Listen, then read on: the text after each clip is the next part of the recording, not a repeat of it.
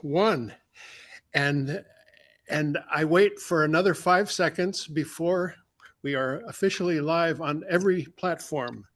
I will let you all know that, well, first I'll just say welcome to Community Church of Boston.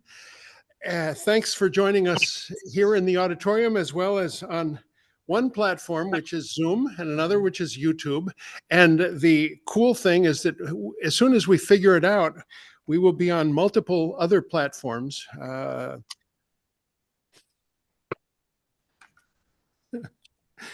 Have you muted the YouTube, Amar?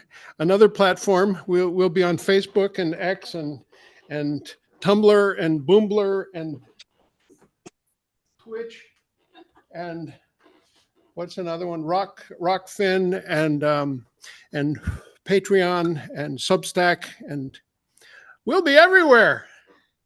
But right now we're here, and don't you forget it.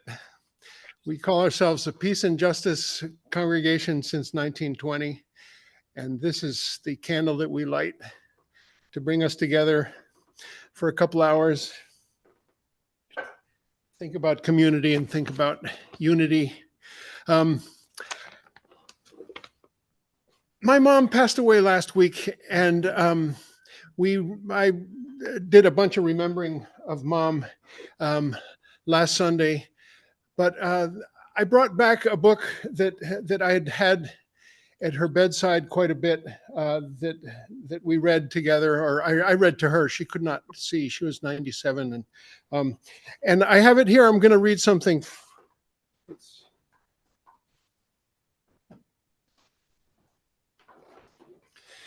This is Walt Whitman, Leaves of Grass, a sort of coffee table edition with photographs by Edward Weston, and this is the best thing from Leaves of Grass. This is what you shall do: love the earth and sun and the animals, despise riches, give alms to everyone that asks, stand up for the stupid and crazy, devote your income and labor to others, hate tyrants, argue not concerning God, have patience and indulgence toward the people. Take off your hat to nothing known or unknown, or to any man or number of men. Go freely with powerful, uneducated persons, and with the young, and with the mothers of families. Read these leaves in the open air every season of every year of your life. Re-examine all you have been told at school or church or in any book. Dismiss whatever insults your own soul, and your very flesh shall be a great poem and have the richest fluency, not only in its words, but in the silent lines of its lips and face, and between the lashes of your eyes, and in every motion and joint of your body. Walt Whitman from Leaves of Grass. We welcome back some wonderful friends from New Hampshire who are joining us. Cozy Sheridan, Charlie Koch, thank you for being with us. We're going to start with a song from Cozy and Charlie. Good morning to ya. Good morning. Good morning.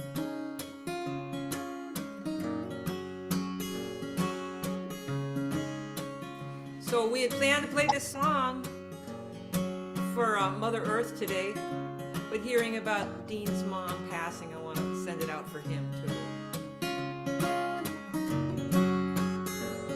In the land of 10,000 mothers, every song is a lullaby. Nobody marches to war. No one stands in the airport and cries. And nobody dies on the highway with too many words left unsaid. In the land of 10,000 mothers, we all sleep safe in our beds.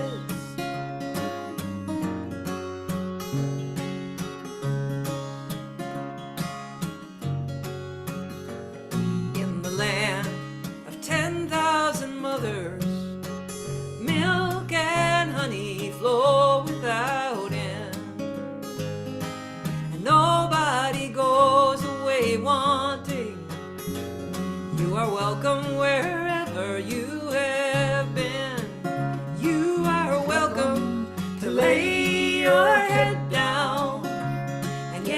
kiss for every wound.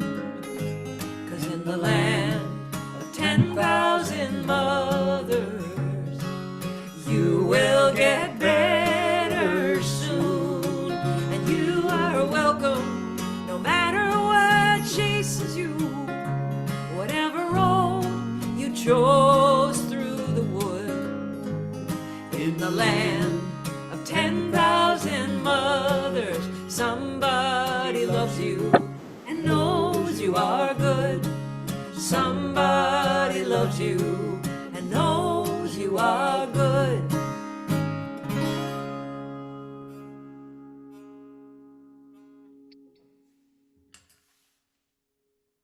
Thank you, Cozy Charlie.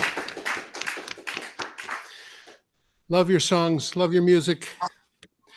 The sooner you can get down here and sing in person, the better, say I, which is by way of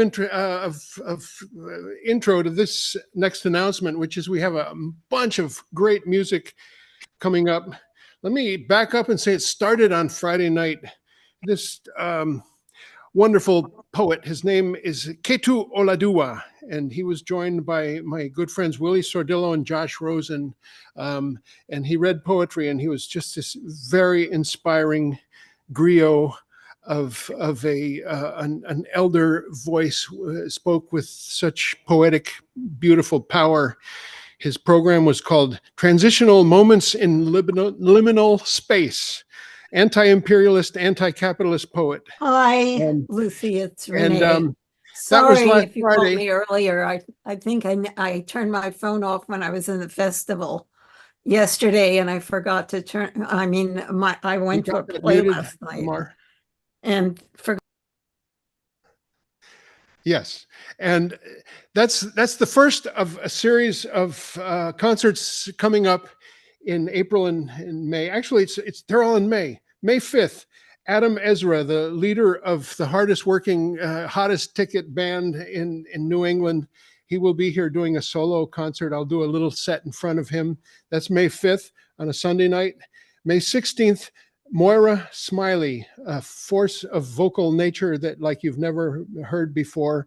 And she will be accompanied by Shelter Music, which is a Boston organization whose goal is to bring incredible high quality classical music to a lot of places like hospitals, shut-in institutions, prisons, and homeless shelters. That's Thursday, May 16th. And then that same week, Saturday, May 18th, Betsy Rose, longtime Boston resident. We lost her to Berkeley, California, though, about 2 decades ago. And she will be doing a return. And then on May 24th, Dean Stevens, that would be yours truly, 70th birthday concert for benefit for Community Church of Boston in our sort of hour of need. If some of you don't know, we still have a vacant space on our first floor, which is our bread and butter. But this too shall pass, and we will celebrate the 8th decade of yours truly, May 24th. Lots of other Sunday programs coming up.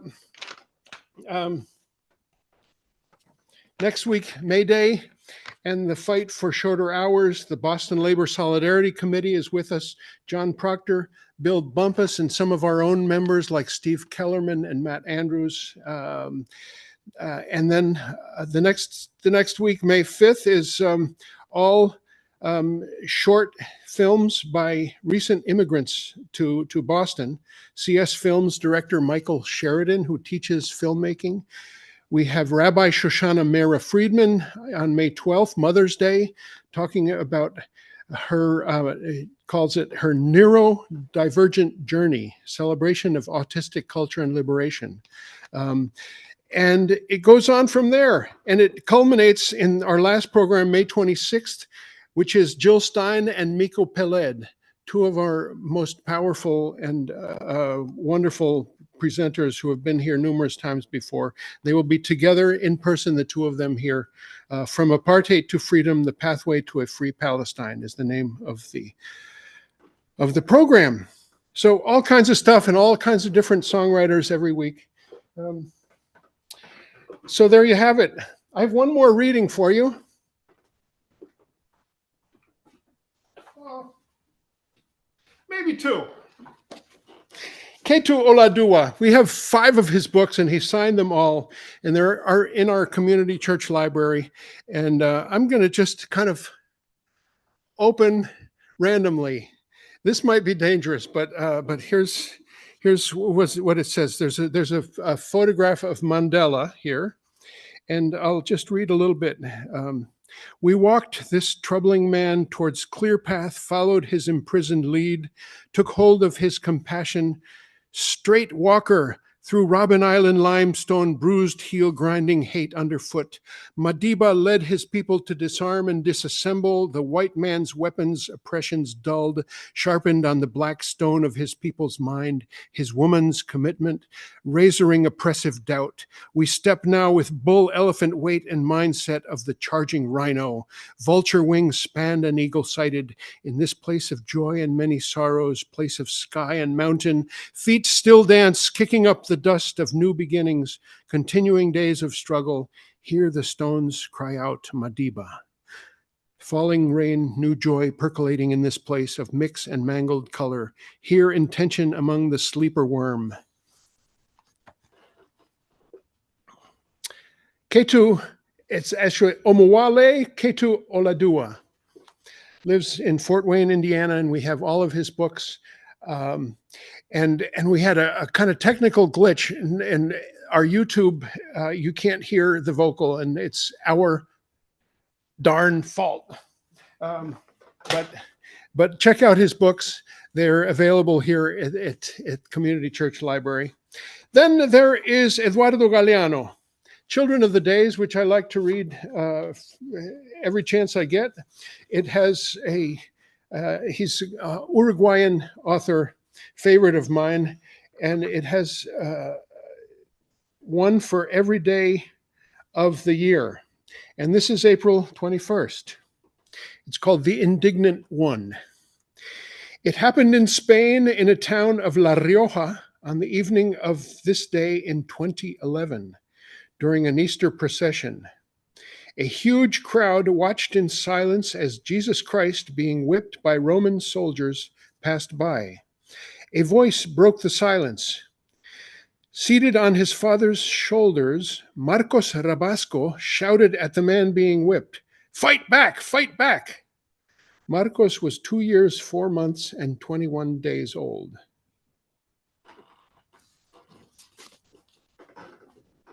Eduardo Galeano. Cozy and Charlie. Can we have a couple songs before we get to hear our message this morning? Cozy and Charlie. I can't unmute. There we go. Sorry, I couldn't unmute. There, now we are. Hi, Dean. What beautiful, hi, everybody. Beautiful poems. At 2 years old, fight back, fight back. This is something I wrote recently because the world is going through such hard times everywhere. And I think sometimes we can feel a little run down by it all. And we think that we have to fight back every moment. And sometimes we have to rest. Happy got tired, doesn't come around. And I feel like a dog with her head hanging down. I wonder when wonder might knock on my door in a world of grief, sorrow, and war. I don't want to try anymore. The best I can offer is this shred of belief.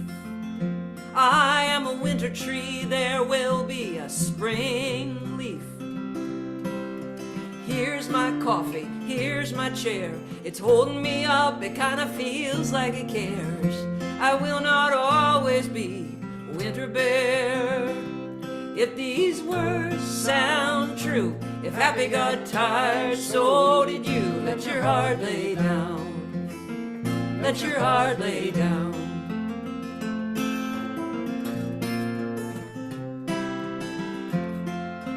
Pull the covers over my head. See what I find. Maybe something down deep needs to unwind. All the years I've waged and won, building the world in every moment of sun that would tire out anyone. If these words sound true, happy got tired, so did you. Let your heart lay down. Let your heart lay down. If these words sound true, happy got tired, so did you. Let your heart lay down. Let your heart lay down.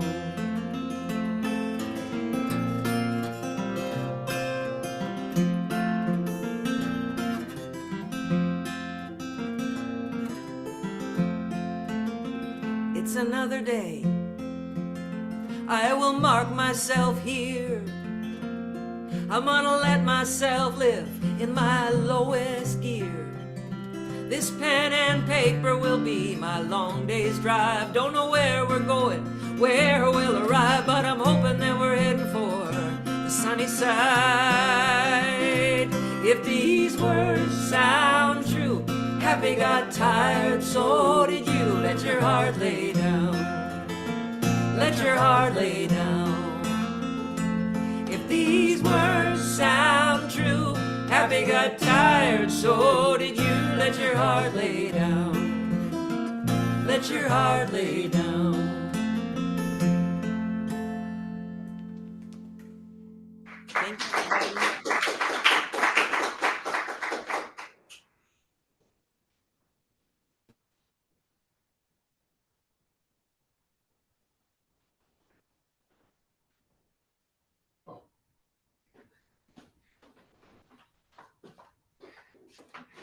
You got another one for us, Cozy?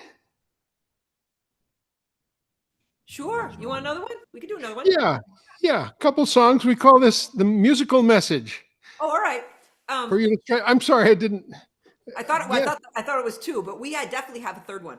We are all ready for you. Oh, they already did two? Oh my God. I guess I just was so enthralled with it and couldn't get enough, and I want more. And I'm the boss here, so. All right. Well, because of today's speaker and the topic, and I want to do something that kind of related to that.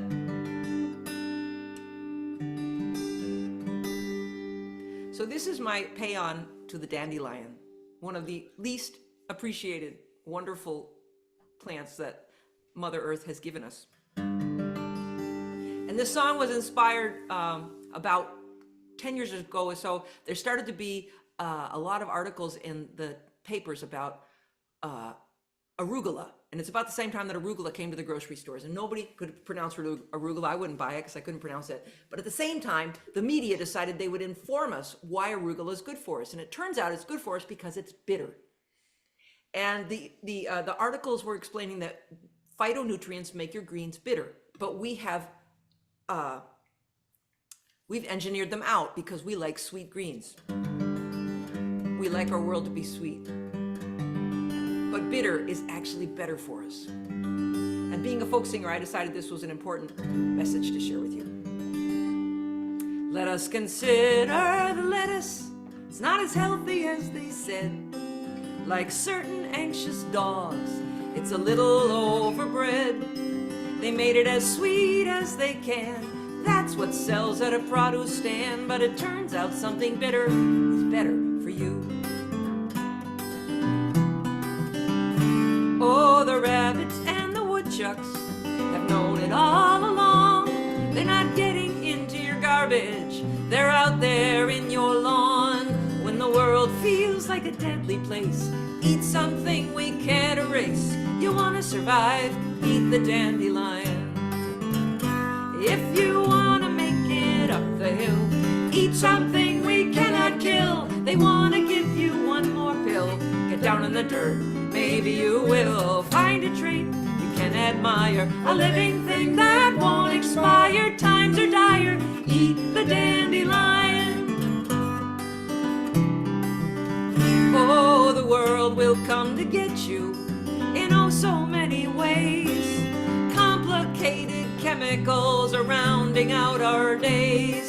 Kraft, Cheetos, stuff like that's gonna make us stupid and make us fat. And I'll tell you where your health is at. Go out and eat the yard. If you wanna make it up the hill, eat something we cannot kill. They wanna give you one more pill. Get down in the dirt, maybe you will find a tree you can admire, a living thing that won't expire. Times are dire, eat the dandelion. It's bitter, it's true, it turns out bitter is better for you. If you wanna make it up the hill, eat something we cannot kill. They wanna give you one more pill.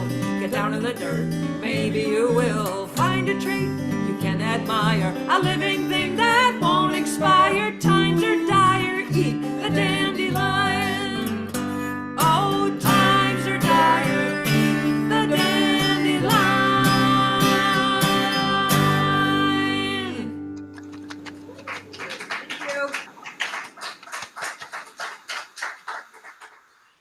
Thank you, Cozy and Charlie. Love that song. Thank you. That was fun. You know the word in Spanish for dandelion? Diente de león. Ooh. Which means lion's tooth. Ooh, And I don't know if it has anything to do with it, just that it sounds the same, or if I don't know. It's just funny that the two sound similar. They're not related. I don't know that in English dandelion means lion's tooth, but it does say lion.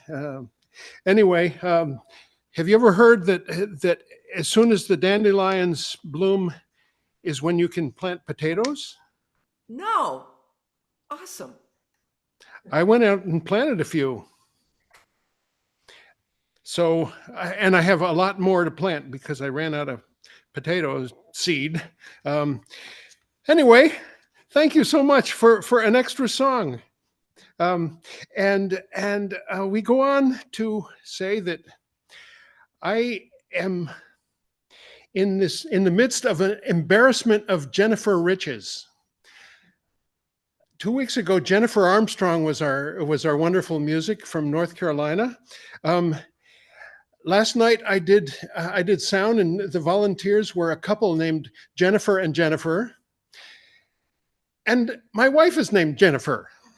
And this morning's speaker has the same name, but goes by Jennie. And I want to read you her bio here.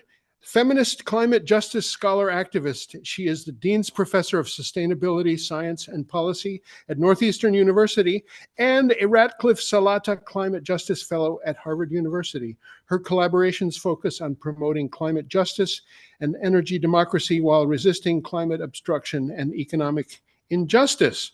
Jennie also mentioned to us that she's moving to Ireland and she will be the chair of the climate justice department. Every university should have one of those. In fact, maybe the entire purpose of every university should be to figure out the climate emergency. But welcome, Jennie. We're so glad to have you, a new friend, Jennie Stevens.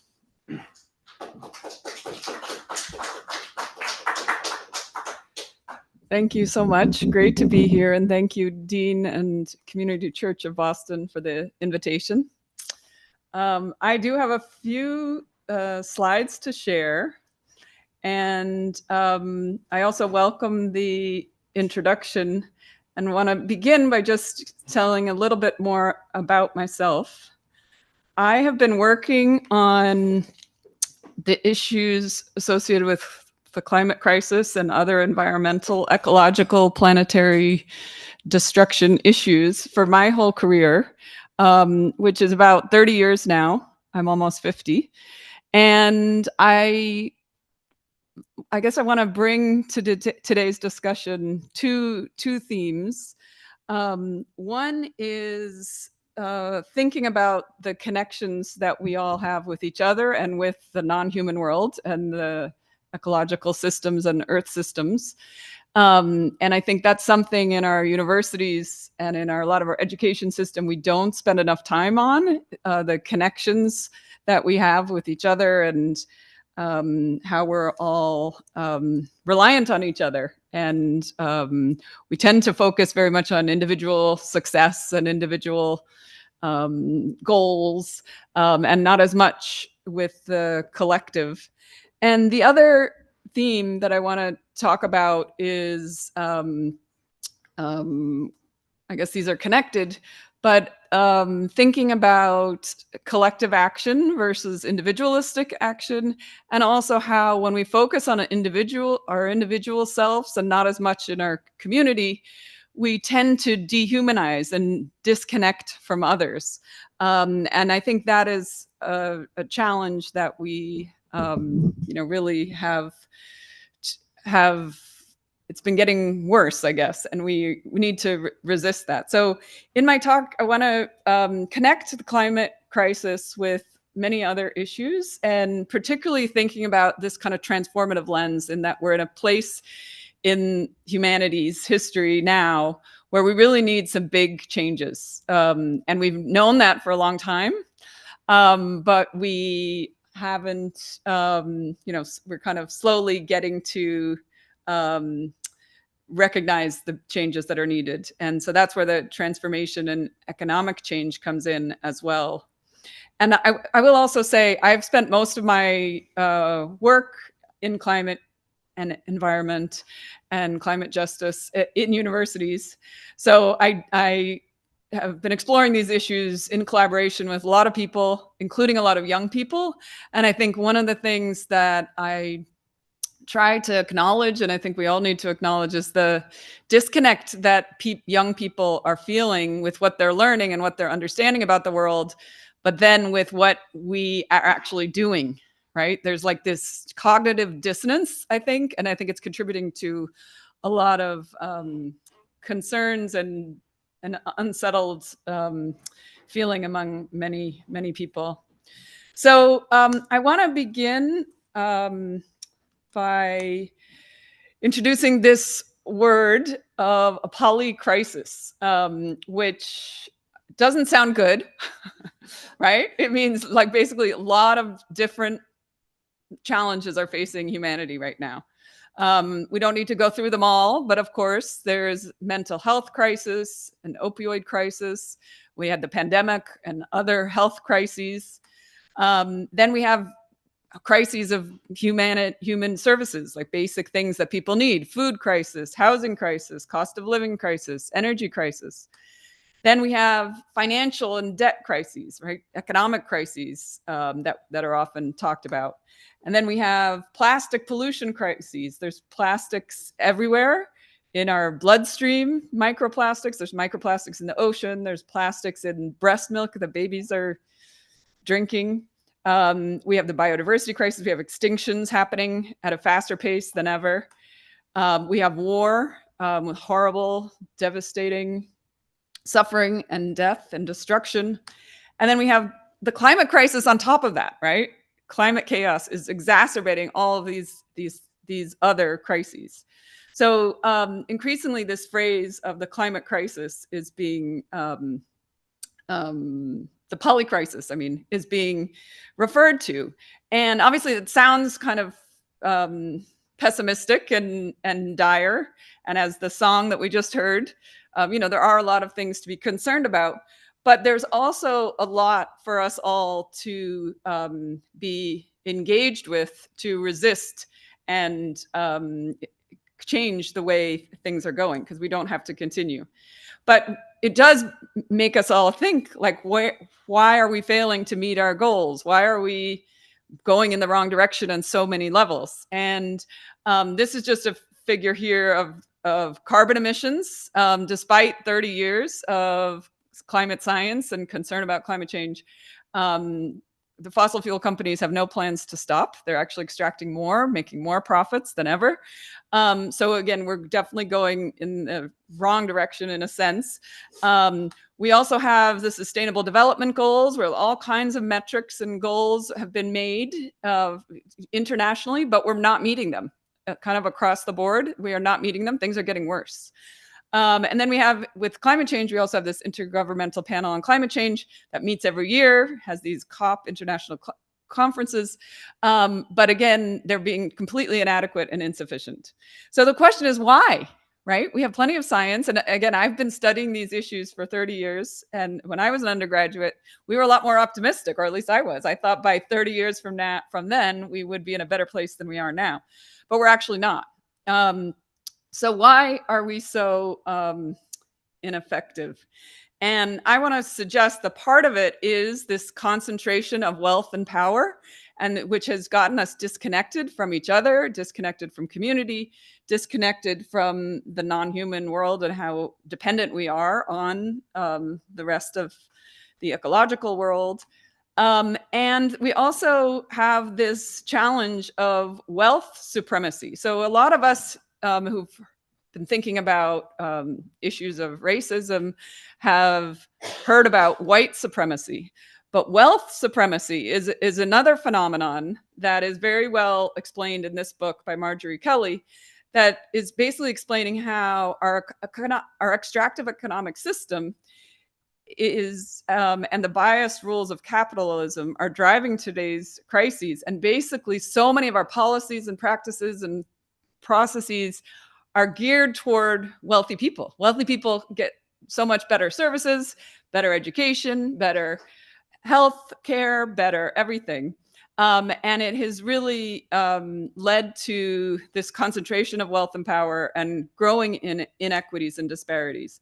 And part of that is connected to fossil fuels and other extractive industries that are making a lot of money from continuing to keep us hooked on things that we know are really bad for our own health and for the health of the planet.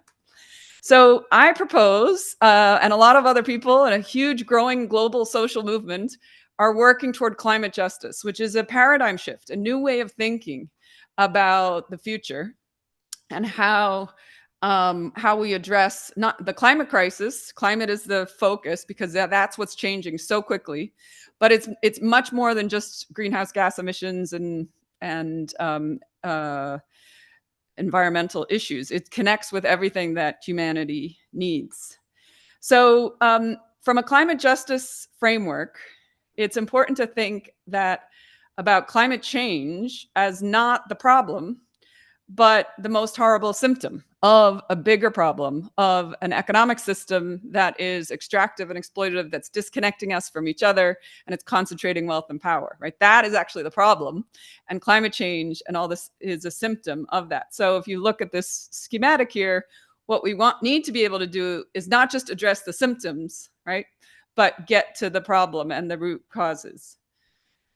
So one way to think about doing that is to take this climate justice perspective. And what climate justice is a paradigm shift that thinks about a larger societal transformation that requires disrupting many of these power structures that are reinforcing the status quo. And so I wrote this book in 2020 called Diversifying Power: Why We Need Anti-Racist Feminist Leadership on Climate and Energy. And a focus of that book is that we need to basically hear different voices, right? We need to get different people in decision-making roles. We need to be more inclusive. We need to embrace a feminist, anti-colonial, anti-racist perspective. And by using those words, feminism, anti-colonialism, anti-racist, what I really mean is being aware of the power dynamics that are intentionally exclude some people and give privilege and power and advantage to others. So a feminist climate justice perspective is really about engaging in the world in a way to focus on changing these power systems that are reinforcing and preventing us from acting on what we know is actually needed for our health and for the health of the planet. And I think another key part of this, a transformative climate justice perspective, also requires peace.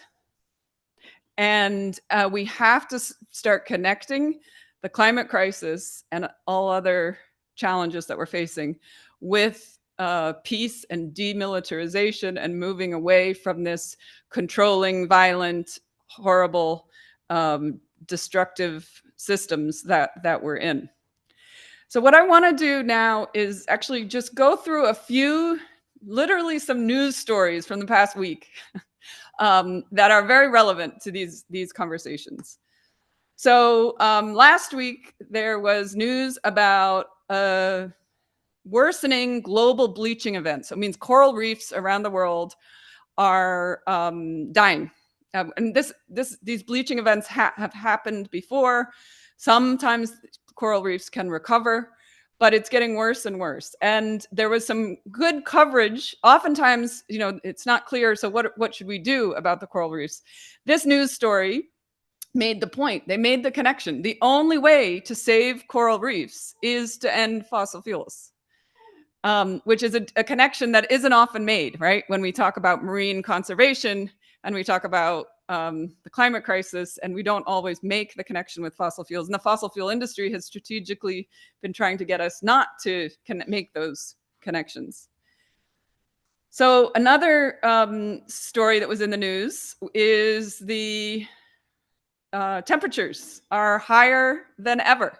So this figure shows the monthly global surface air temperature anomaly. So this is from a baseline of 1850 to 1900, what it was using that as a baseline.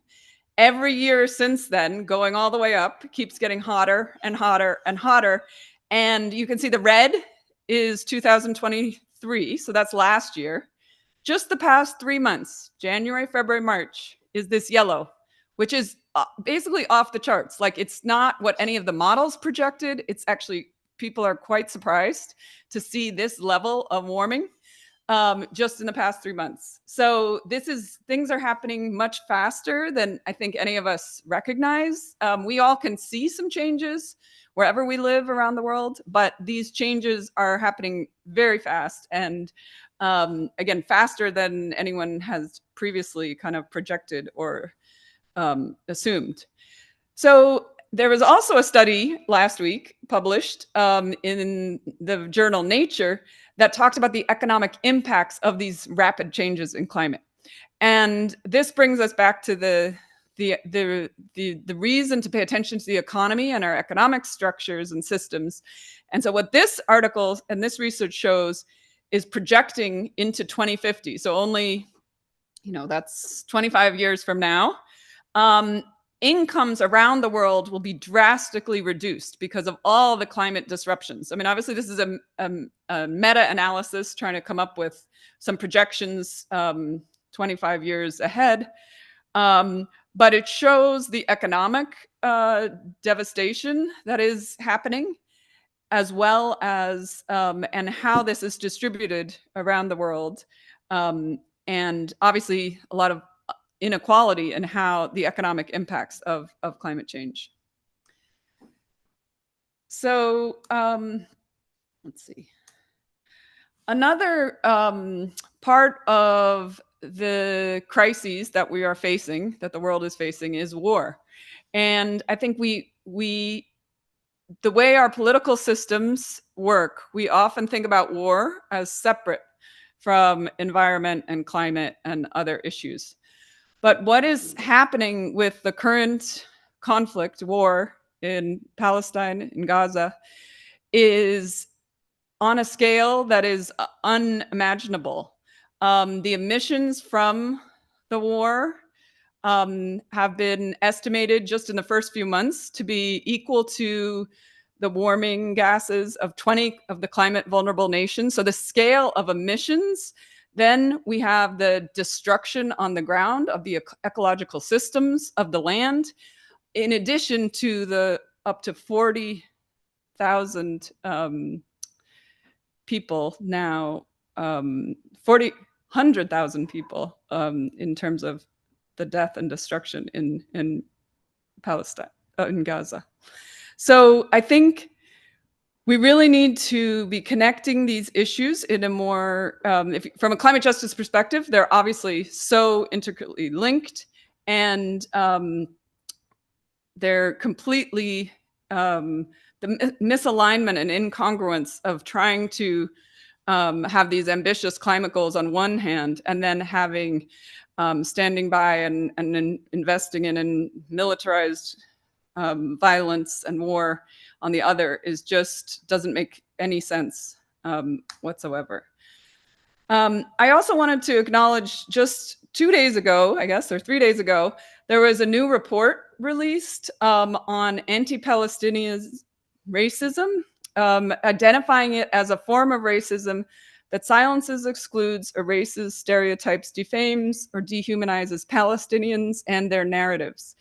And what this report and this research has shown is that this kind of form of anti-Palestinian racism is highly prevalent in the United States in particular, in many sectors of society. It's having a big impact on people's health and wellness, and it's affecting Americans of all different racial and ethnic and religious backgrounds. And it is resulting in increased levels of isolation, fear, and intimidation.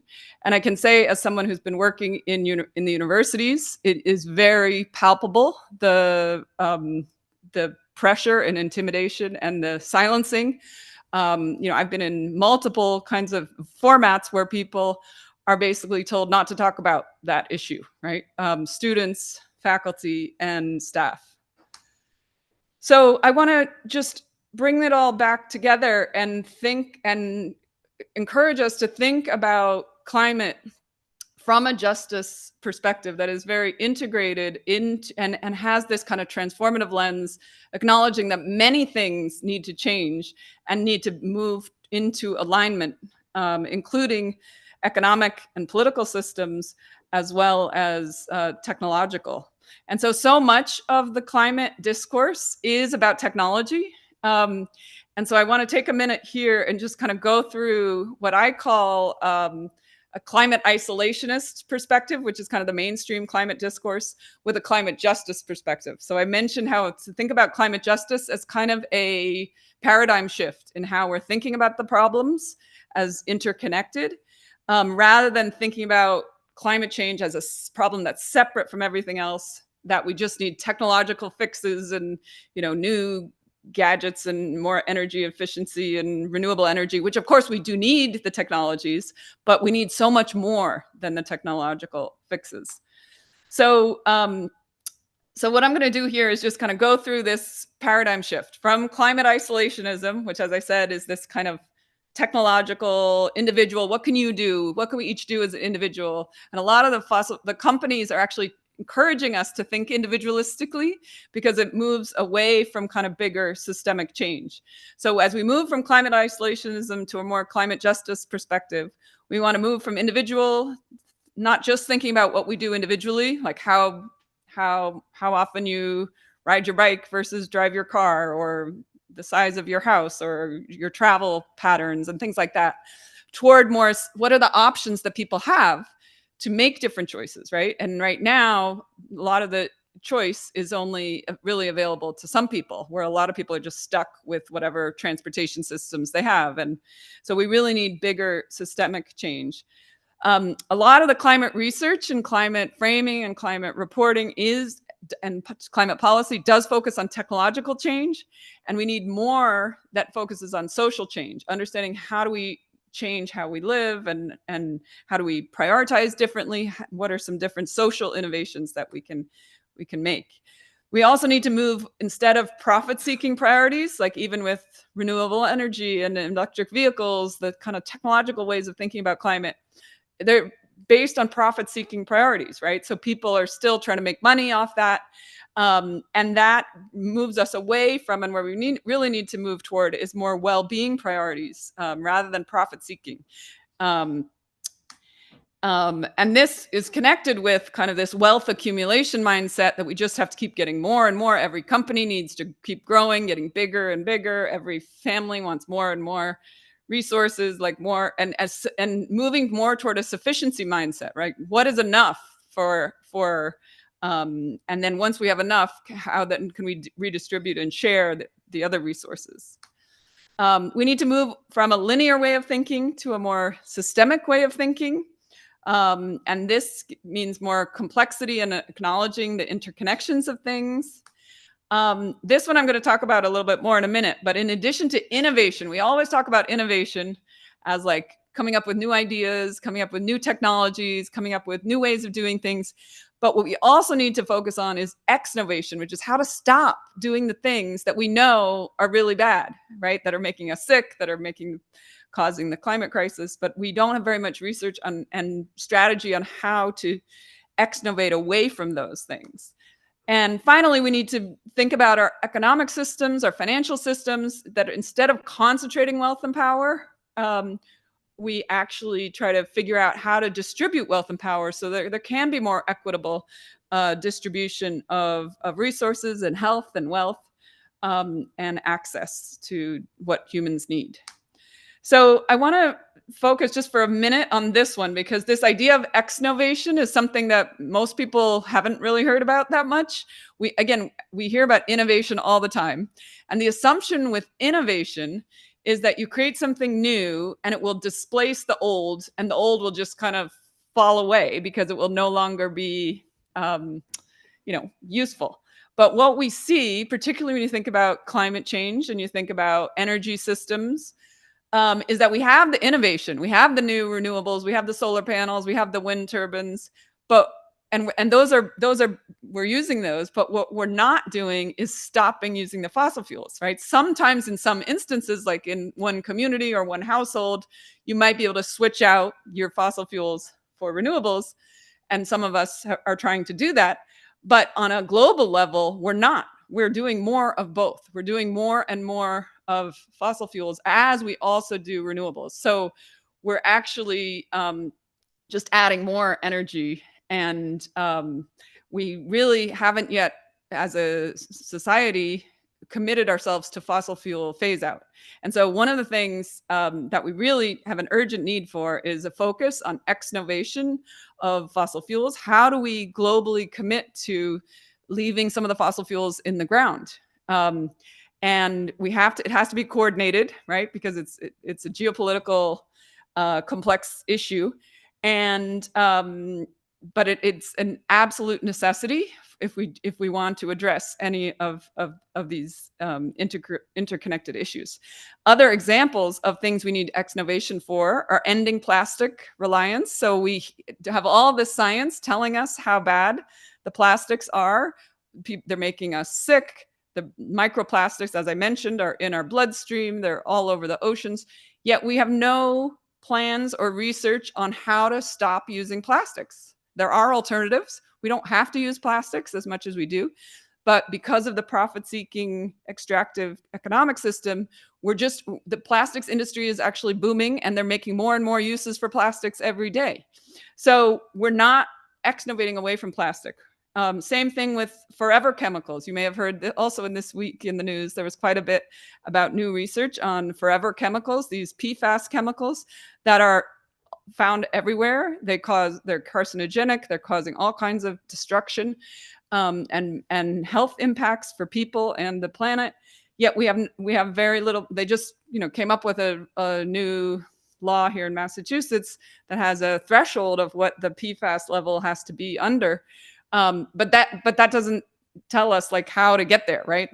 We need exnovation in how to move away from PFAS and these forever chemicals. And then finally, I just want to mention we need more research on alternatives of the growth model of economics, right? That we just have this assumption that we can just keep growing more and more. I mean, and our policies and a lot of our organizations just assume growth. And so we need more attention paid and exnovation research and exnovation work done to figure out how to move away from those very dangerous and destructive assumptions in economics.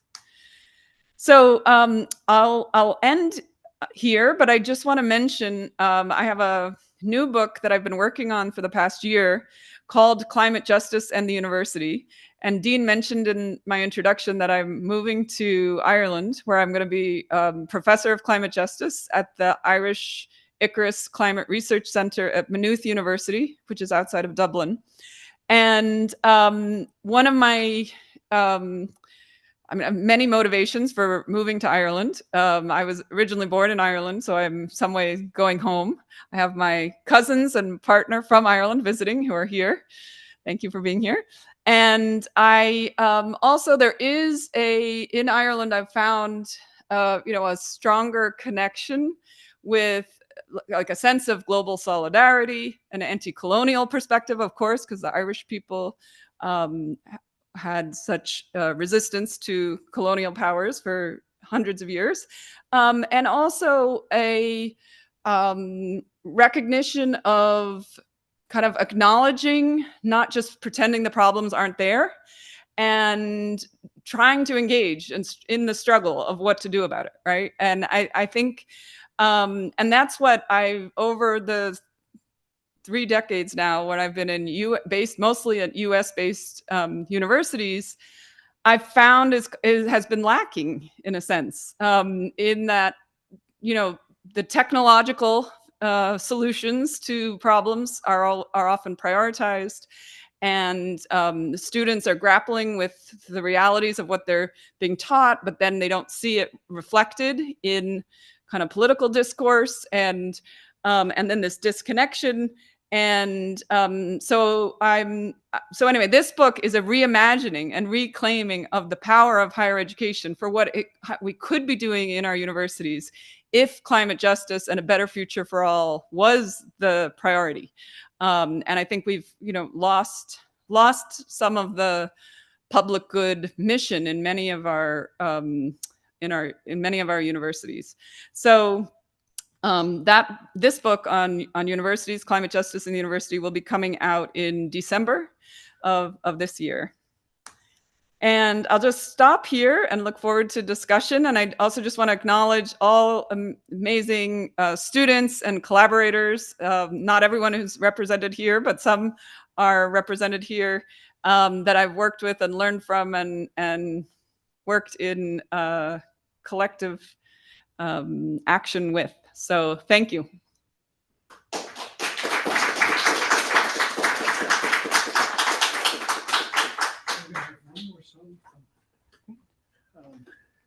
Thank you, Jennie. We're going to have one last song from Cozy and Charlie. And this is the moment that I get to tell you that we need your help to keep this thing going. We are a church, which means that we have to be asking you for your help. We also are a building downtown in a very valuable space, and most of our livelihood is from a restaurant lease on the first floor, which is vacant right now. And that's why we especially make an urgent appeal to you. There's a basket in the back. There's also a website that will get you to a way to help us with credit card or PayPal. And now I will shut up. And I promise I'm not going to buy a private jet with your donations, like some mega pastors that I've been reading about. Cozy and Charlie, thank you so much. And we really hope to host you live in person really soon. Cozy, Sheridan, Charlie Koch. Thank you, Dean. Thanks, Dean. Well, we really enjoyed Jennie's talk. Such a lot of stuff that has to be done.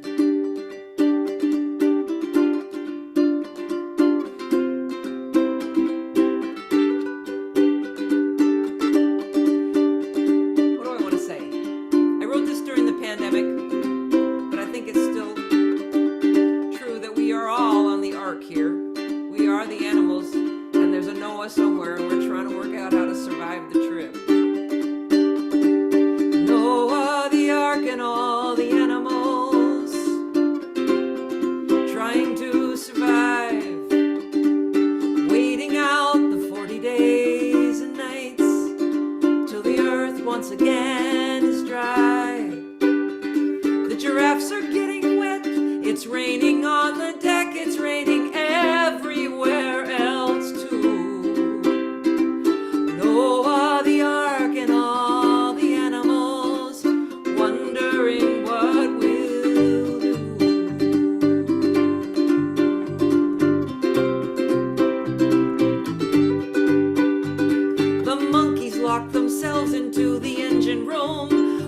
all of the grain that we stored on deck 5, and they're distilling it along with the potatoes we brought on board to keep the goats and pigs alive. And no one knows when the larger cats might start hunting the rest of us at night. If the monkeys get their vodka in production, we will not go down without a fight.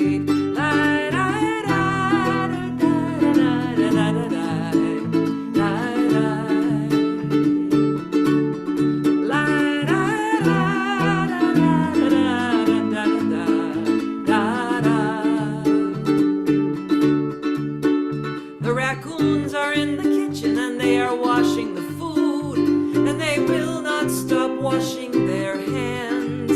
And thank God we brought the crows and the carrion birds. They'll earn their keep before we find land. Some nights I go down to the bottom of the boat where the rats are living in the dark, 'cause I am thinking they will know when we're sinking when to go if the dove does not come back to the ark.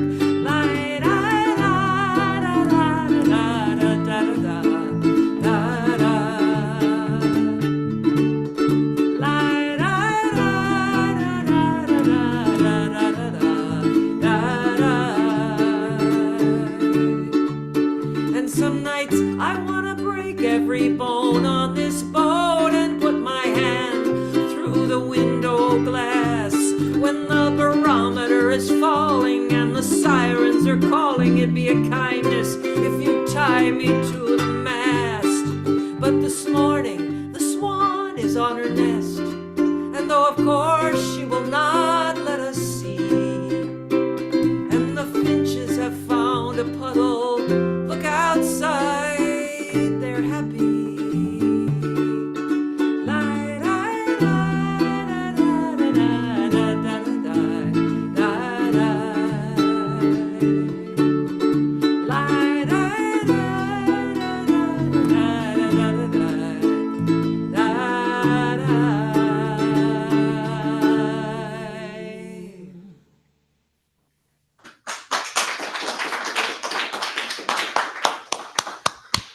Cozy and Charlie, Thank you. you sound so great. You look so great. You inspire us so much. It's so lovely to have you join us this morning. As a prelude to Jennie coming up and having a conversation, a poem, Tom Pacheco. You got to have hope when every card seems lost. You got to have hope when you're double crossed. You got to have hope when every flower is dead. You got to have hope even if it's just a thread. You got to have hope when every star burns out. You got to have hope one raindrop breaks the drought. You got to have hope when, if you still have one breath, you got to have hope there is a way out yet. You got to have hope when the rest lose faith. You got to have hope when you meet Satan's gate. You got to have hope when you're terrified and scared. You got to have hope if you even have not a prayer. You got to have hope through the unending night. You got to have hope you'll see the faintest light. A whole lot of hope creates amazing things, the most sacred sunrise that you've ever seen. Tom Pacheco. And I want to start, Jennie, with a huge question. There's a word screwed, and then there's another word that's much more colorful that starts with an F. And there's a word in Spanish that's sort of in between that it can be used sort of in some polite company. And the word in Spanish is jodidos. And so my question for you is, are we jodidos?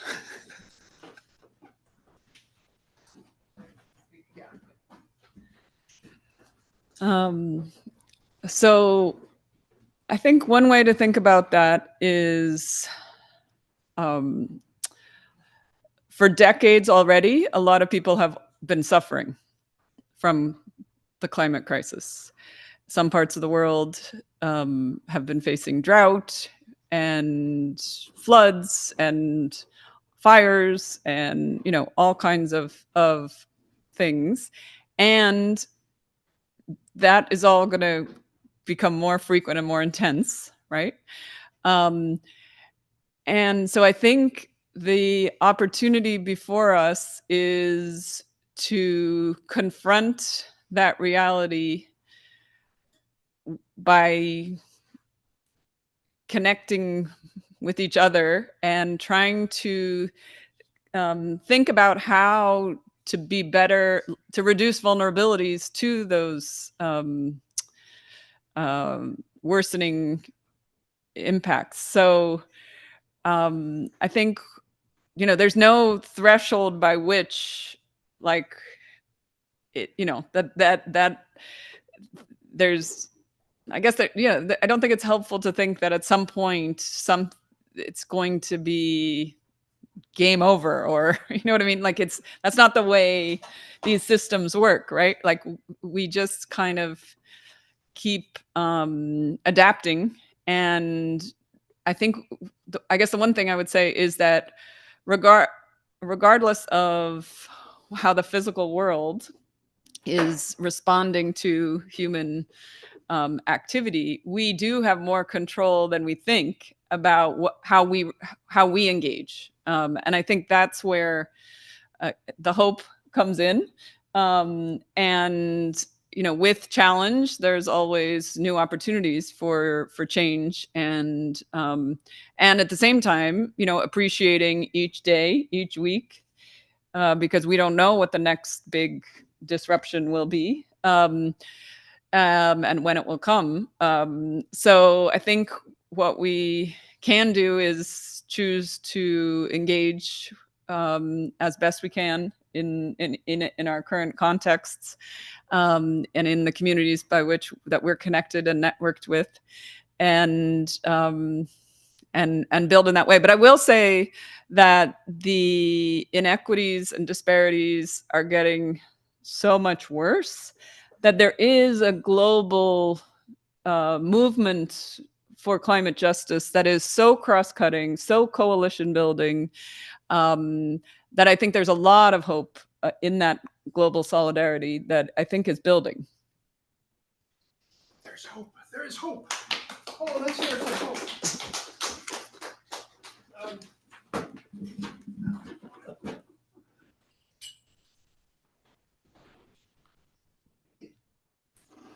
It's the red. We had a cordless mic somewhere around here that is lost. I had it this morning. I tested it, but somewhere in this auditorium it has gotten lost. So if there's anybody here in the auditorium that has a question, there is hope, and in service of that hope, I want to tell you about this building. We have just recently completely converted from an oil boiler in the basement that served the entire building with one thermostat, one person in an office on the 5th floor to get heat needed to turn on the entire heat for the entire building. And we have heat pumps on every single floor. And that was thanks to a grant from Eversource and a no interest loan from Eversource as well. After that, we just did our roof on this end. It used to have 2 inches insulation. It now has 5 inches insulation under the rubber roof. And that was thanks to, in part, we paid for half of it. The other half was a grant from the city of Boston. Mm-hmm. We're about to apply for another bigger grant to completely restore the front windows, all of the windows into much more efficient windows. So we're on our way in trying to make this a state-of-the-art energy efficiency model for the city of Boston's similar buildings, of which there are like 20,000 buildings, and we want advice on how to do that and how to do it better and how to do it more sustainably. And so you just got to believe there's hope. That's what a church does, is give you hope, right? So maybe maybe yes, maybe no. When you leave church, you say there's no hope. I'll go on with my life as if nothing. But there's all that exnovation that we have to do and get rid of our bad habits. Anybody on the Zoom that wants to say hello and share? Charlie. Hello. I the echo is a little much. I'll survive.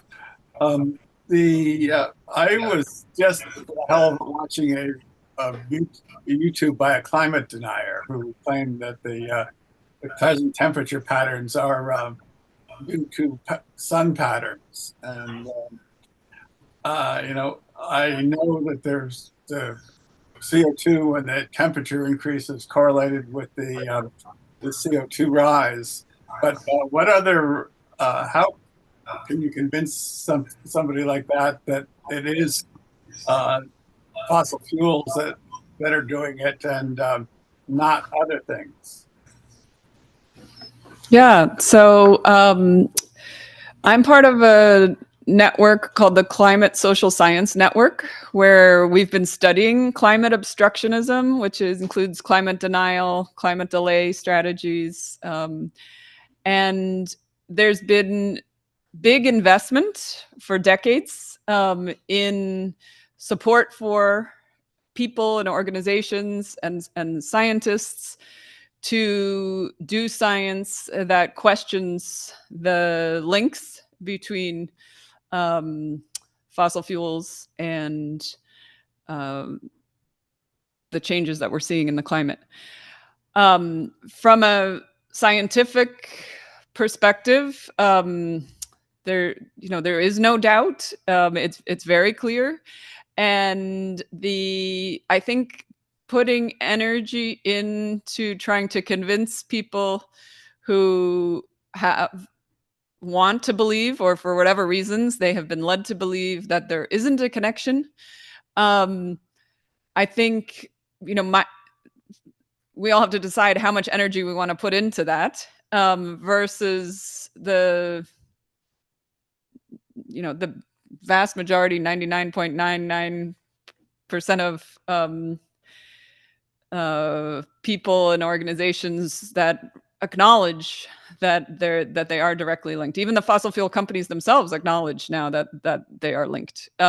So it's a relic of this 90s and into the 2000s of a lot of investment, to strategic investment, to get the message diluted, and confusion of, and doubt about, and skepticism about.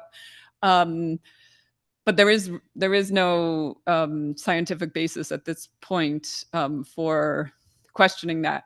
I will say that what's happened now is that there's more of a shift toward not denying the science, not saying that climate isn't caused by human activity and fossil fuel burning, but now saying it is, but there are there's some technological fix, some other way that we can still continue burning fossil fuels, but we can fix it some other way. And I think that is kind of the new climate obstructionism. It's more of a delay strategy rather than a denial.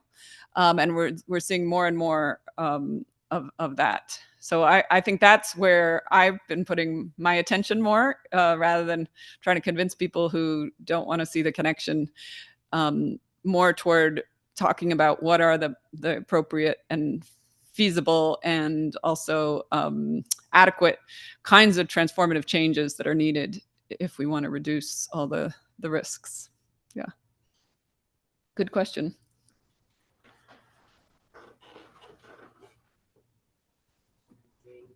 Thanks, Jennie, for a great presentation. I'd like to go back to the point that's been read earlier about hope. I think hope is what we need.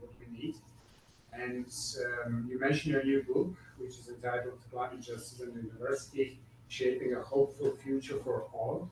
So I just would like to know if you can tell us a little bit more about how universities can shape a hopeful future for all. Thank you. Yeah, thank you. And I think one of the things that I find with working with students and young people is either as kind of, I mean, some people have kind of a defeatist view, like, what can we do? Are we screwed? Um, um, and I think that's just not helpful at all, because it's also quite depressing, and putting your hands up and saying, oh, there's nothing we can do. There's so much that we can do, and there's so much that we have to do, and there's so much possibilities for getting involved in making some changes. So I think action in and of itself, and recognizing that we actually all individually, collectively have more power than we think to change things. So I think that's one piece.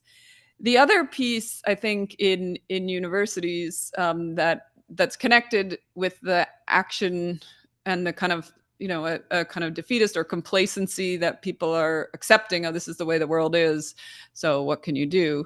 The other opportunity for universities is to connect more outside of the traditional silos and kind of canon of disciplinary perspectives, and connect with communities and outside non-academic endeavors, and kind of make the work and the imaginations that of different futures. I think that is something that I think there's a lot of space for different ways of approaching how we learn and structure learning and research in universities. So I think this many people have said that it's a lack of imagination, right, for a lot of the problems we're in, because there's kind of a complacency, this is the way the system is, but in fact it's all just socially constructed by us, by people. So we can also get together and change things.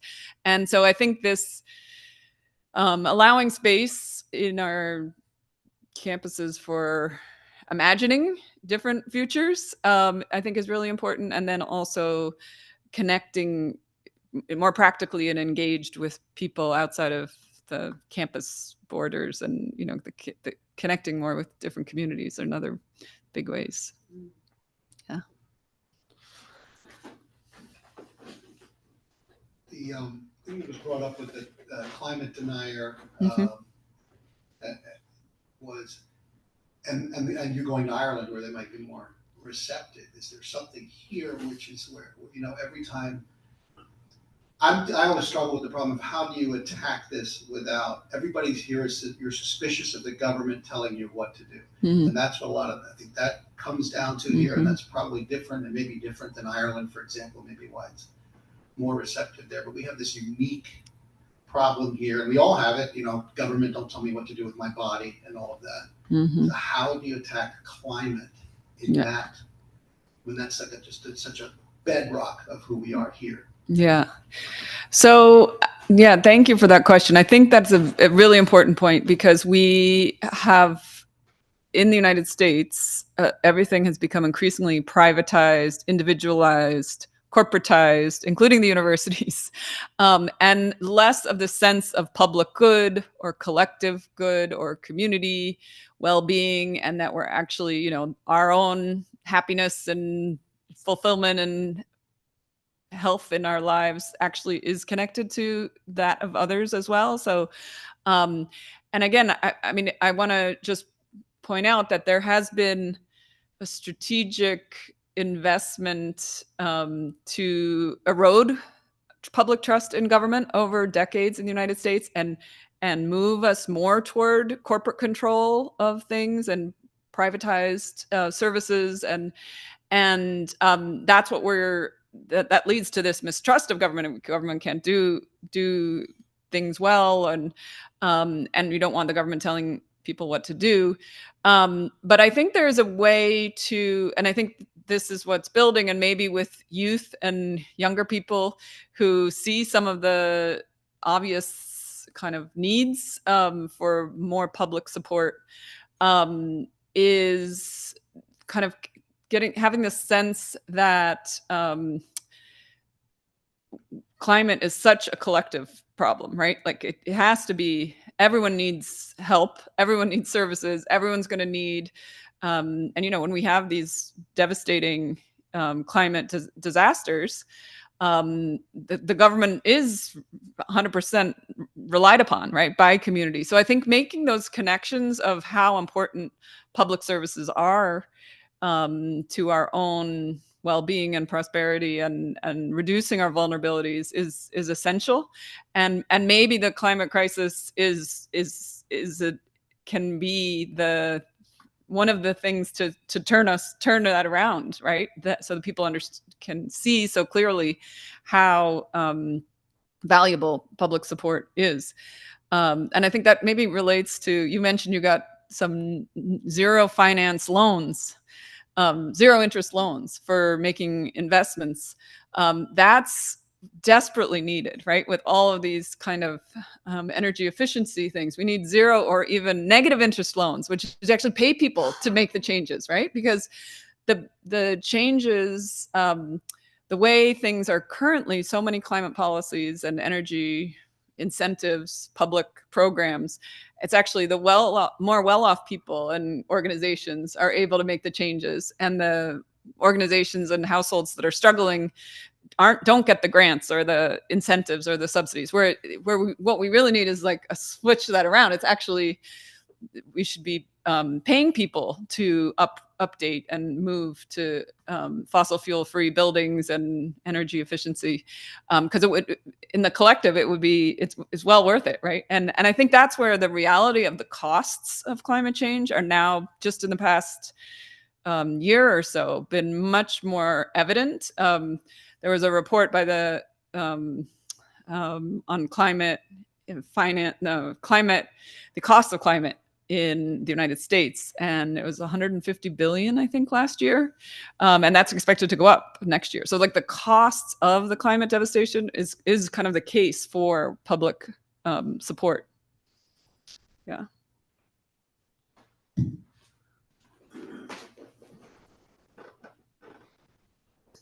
I want to start with a comment that some of us view you as the younger generation. Mm-hmm. Over the years, my thinking has gone from, we all have to recycle, and that was the solution to our problem, to get to the point where you are. Mm-hmm. And I've done similar things that you have done, excuse me, in that I copy things that I read online. So just very quickly, I'll give you one I found yesterday. Recent research published by the United Nations University and Earth's Future journal found that the carbon footprint of 2020-2021 Bitcoin mining across 76 nations was equivalent to emissions of burning 84 billion pounds of coal. And they continue that way. The other comment you made, I read yesterday, that the estimate for the cost of climate crisis is going to be, by the year 2049, $38 trillion across the world. It's a huge, huge number. But I actually don't have a question, and maybe Calvin can shut me up when I'm gone too far. But this book, Climate Change, Climate Church, Climate World, was written by a minister that was at Old South Church, which is a block from here. And it was so moving that I got to the point where I couldn't dog ear anymore pages, because I ended up dog earing more than I didn't dog ear. But one of the things that he says is, what is driving us is our insatiable desire for material growth, our uncompromising insistence on convenience, our relentless addiction to mobility. And then, continuing to copy things from the Earth, there's this paper, Human Behavioral Crisis at Root of Climate Breakdown. They say things that very much mirror what you were saying, or parallel. And it talks about, we are being manipulated to consume. Consumption then leads to waste, which both of those things continue to contribute to the crisis that we have, and they add a third to that, and that's population growth. Jim Ontel, who was the Reverend here, was asked that question, and he says any preacher who takes that on will preach his last sermon when he does, which I thought was very interesting. In other words, should I have a kid or should I have another kid? You don't look for a preacher to address that particular one. But just the things that you have talked about, the things that are in this paper, are to me the essence of what's happening. And I'm to the point where being screwed is the gentle word. I'm really concerned that there are now scientists who years ago would not admit it publicly, but are now more and more saying we have reached a tipping point in a lot of the areas. So again, I don't have a question. I just want to thank you for addressing what I think is really at the root of the issue we have. It's not that we don't recycle enough. It is that we consume far too much. Mm-hmm. Well, I appreciate that. And I will just quickly say that I think that's where the kind of a spiritual connection with like what human beings really need, like coming back to kind of basics and kind of simplicity of our lives, speaks to that. Like, how can we consume less? And then I guess just you mentioned the population issue that comes up often. And I think that often is framed again in kind of a technocratic way, and really individuals' choice on when and how and to have children, especially from a feminist perspective, is very specific to individuals. And I think trying to kind of control that in any kind of systemic way I'm not in favor of that kind of approach, but I think there's so many things that we need to be thinking about in terms of thinking about so that people have can make choices about their productivity, I guess. Yeah. I want to thank you, and I want to use a different word, courage. I want to thank you for the courage that you are in bringing these two main points together, the climate crisis and war, because there are not enough people with your intelligence and your background speaking, knowing about the environmental impact and climate change, speaking about the connection to war, and that the military-industrial complex is the #1 polluter, and people don't have the courage to just say it, and it has to be said. And for years and years, I've been part, mostly as a volunteer, but sometimes paid, in the environmental movement. And back almost before you were born, in 1979, we had a huge rally, No Nukes rally in DC, 500,000 people. And people were talking, the speakers, I remember them, they were talking very clearly about the connection between nukes and pollution. But you see, that was drowned out in the 80s. And in the 90s by the Reagan and the Bush and the Clinton administrations, they drowned that out. And then all these environmental groups came up, and it became big business, big nonprofit business. There are like hundreds, and I've been members of a number of these different groups, and they make money by isolating on the dolphins and the polar bears and all of this stuff, and it's not tying it together. And we need more people like you that are tying it together and saying, yeah, I'm going to say the 3-letter word, because of course I'm thinking about all the people in Gaza. Of course I'm thinking about all the Palestinian children and everything. But I'm also thinking about the mules and the donkeys and all the insects they're killing and all the plants and all the olive trees and all of the, absolute, and same up in Ukraine, same problem. Breadbasket for, for Europe. And they're just destroying it.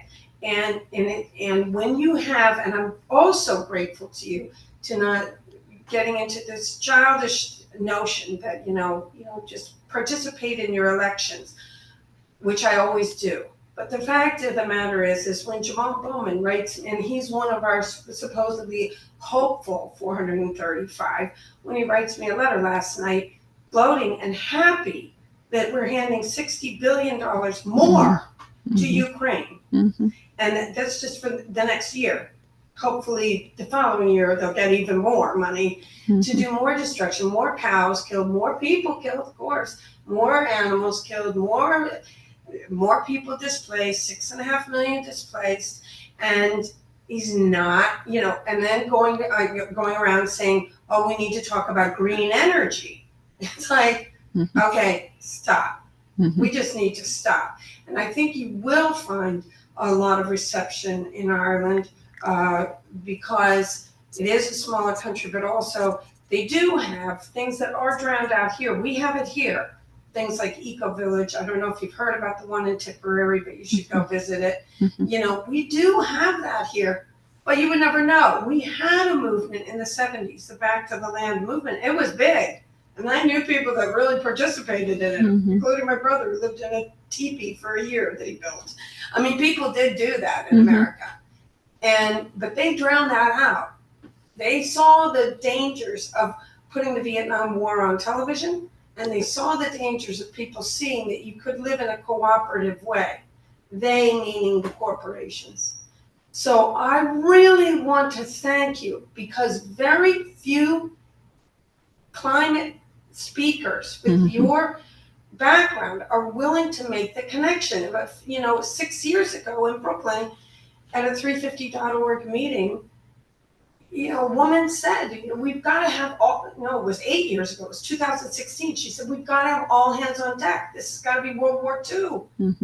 And, and there were people like me that were saying, well, I'm working with my local grocery store to get rid of plastic bags. I mean, it's like so beyond what I was even saying that time. And she was saying, and other people there, but they couldn't get, and that's a good organization, 350. They couldn't get them to move. They won't talk about the Nord Stream pipeline. They won't talk about it. So I thank you. I thank you because we need more people like you standing up. And that's not really a question, but thank you for your courage. It's not hope to me. It's courage. The courage to tell us and to give us information so that we can walk out and say, no, this is connected to this. Thank you. Well, thank you. Thank you. I think I will just say in response to that I do think a feminist perspective helps connect the dots on things and acknowledging the power disparities. And I also recognize that I'm often in community with other people who aren't making the connections and they think I'm, not, they don't appreciate those connections because they want to keep things separate, all these different issues. So thank you. I just got a newsletter from an organization I want to know more about. They're actually based in Boston. They're called Corporate Accountability International. And in this newsletter, it talks about a foundation that's called Partnership for Smoke-Free America. And guess who its sole funder is? Philip Morris. And it makes me think about co-optation. And it's like corporations whose sole motive is not anything human. It's about making profits for shareholders. Unless they need to be people for some other purposes, like Citizens United. But they can co-opt anything. They can call themselves feminists, environmentalists, and sort of Marshall McLuhan. The medium is the message, and if they figure out the medium and how to get the message to the masses with massive money, it's like. And it brings me to what I want to ask you about real briefly before we go to a beautiful lunch that is spread for us back there by Luis Guzman, our cook. these COP worldwide meetings. What the hell are the oil companies doing there, underwriting and funding and guiding the narrative? What's that about? How did that happen? Yeah. Does it need to be just closed down? What Yeah. So what that's about? So it's exactly, I mean, the way you framed, they've captured the process, right? And like they've captured many politicians as well, and government systems. So, and they make the argument, and many who benefit from their support also make the argument that they have to be at the table because they're the most important players. But it's more and more clear. And actually just 2 weeks ago in Texas, the big fossil fuel companies in the United States all met for their annual meeting. And several of the CEOs said, oh no, we're not even going to pretend anymore. We're not even going to do a transition. So they've been vocally admitting publicly now that they're not even trying, like they're against any transition. They're not.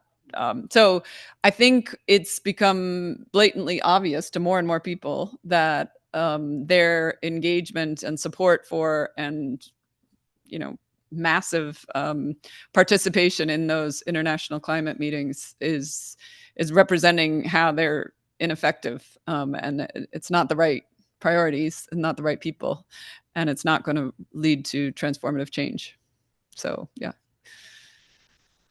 And fossil fuel companies are also investing quite a bit in universities with some of the same challenges, that we don't have university programs focused on fossil fuel phase out.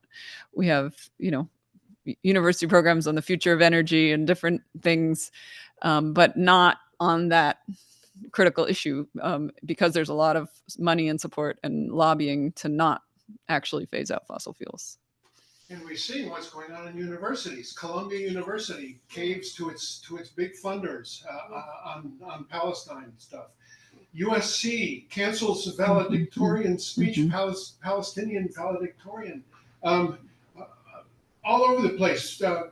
My own Pomona College won't divest. Pitzer, the one that's also in Claremont, California, won't close down their Haifa Pitzer exchange program. They're just as co-opted as is the COP28, as is everybody. It's time for the people to get out in the streets, and time for a new paradigm. As if I have the final word on the messaging here. All I know is that the final word is lunchtime is waiting for us, and also the final word is Jennie Stevens. Thank you for being with us. Thank